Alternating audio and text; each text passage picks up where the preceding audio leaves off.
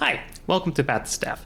Today we're going to be discussing reasons that you may want to leave your current company and then also some of the risks and concerns associated with such a decision. The first reason that comes up, and is probably the most common reason, is just kind of a value proposition mismatch. And what this means is that what you were looking for out of the job or what you needed out of the job is no longer appropriate. There's a mismatch between what you need and what the job offers you. And so, this could be things like it could be your compensation is no longer what you're looking for. It could be that the interest in the work has just kind of, fallen off. It could be that the benefits are no longer, aligned to your needs. And this can also come from the other direction. Your circumstances have changed. Perhaps your family has grown, perhaps you've gotten married, perhaps you need to move. All of these are, valid and reasonable reasons, valid and appropriate reasons that you might want to, switch a job. The second reason that I kind of want to discuss is difficulty or confusion around the promotion process at your current company. And so what I mean by that is if you notice that the only individuals who are getting rewarded with promotions are those who are putting in 80-hour weeks and, effectively living at work, then, you have to consider, is this the kind of effort that I want to put in order to get promoted here?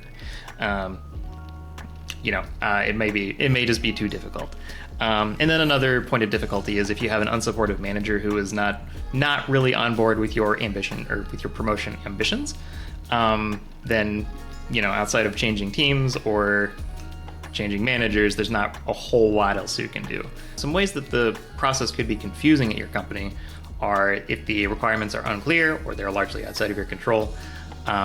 This, of course, if you don't have a rubric or a checklist or concrete description of what you should be doing in order to get promoted, and there'll be abstract requirements, but they should still exist. And if they don't exist, then that makes it very hard to consistently apply yourself in the direction that needs to, or in the direction that you need to in order to get promoted. There may be other points of confusion too. You could be uncertain of how particular behaviors are exactly correlated to the business value and why those would be rewarded with promotion versus other types of behaviors. In this case, I would advise that you should just ask someone who's been in the organization for a while.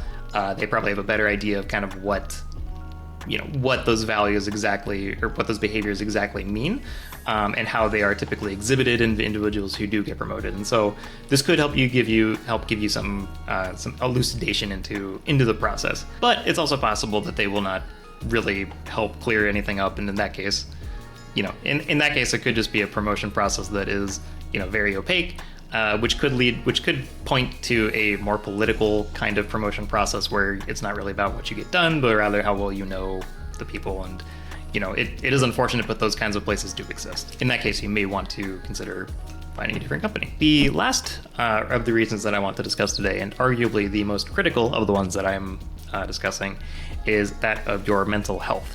And if your mental health is no longer, if your mental health is now being negatively affected by your job, this could be a billion different possible reasons. It could be your manager, could be the environment, it could be changes in leadership, could be a difference in the company culture from when you joined. It could be burnout, where you are putting in far too much effort and getting in far too little results and, rewards and positive stuff out of it.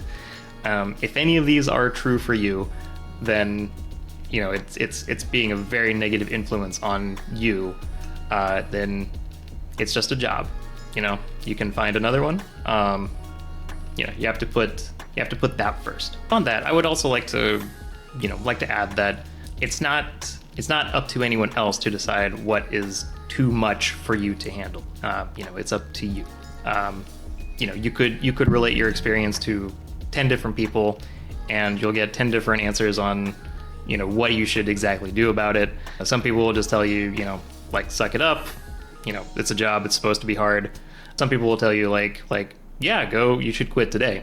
Two different kind of extremes, but it's not up to them. It's up to you. You got to decide for yourself. And if you've put a lot of thought into it and, you're pretty sure, then that's what you got to do. I mentioned at the start that there are also some risks associated with the act of changing companies, and I want to start off by discussing the the fact that you have to start over with your organizational knowledge. As you work at a company, you naturally accumulate knowledge about the systems, about the team, about the processes, about the organization, a bunch of stuff. And whenever you join a new company, that means that all of that goes back to zero.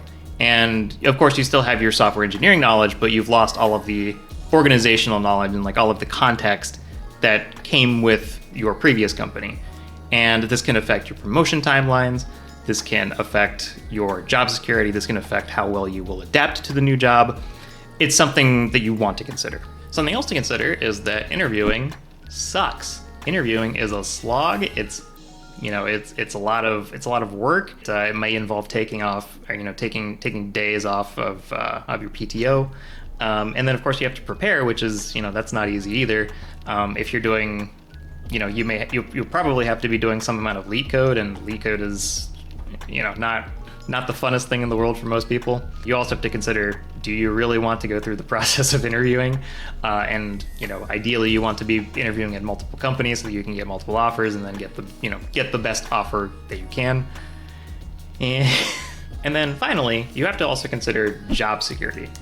You probably have more at your current company than you will at a completely new company, especially in this period of layoffs, tightening of budgets, and all of the economics of the current state of things. So you also want to consider that as well. Before we close out the video, I would just like to share an excellent blog post from the Rands and Repose blog about the moment that someone decides that they're going to leave their current company. The post refers to this moment as being shields down, and it's a good blog post because it sort of gives you a framework or like a different perspective on what exactly you're going to be thinking about as you make the consideration to pursue other opportunities.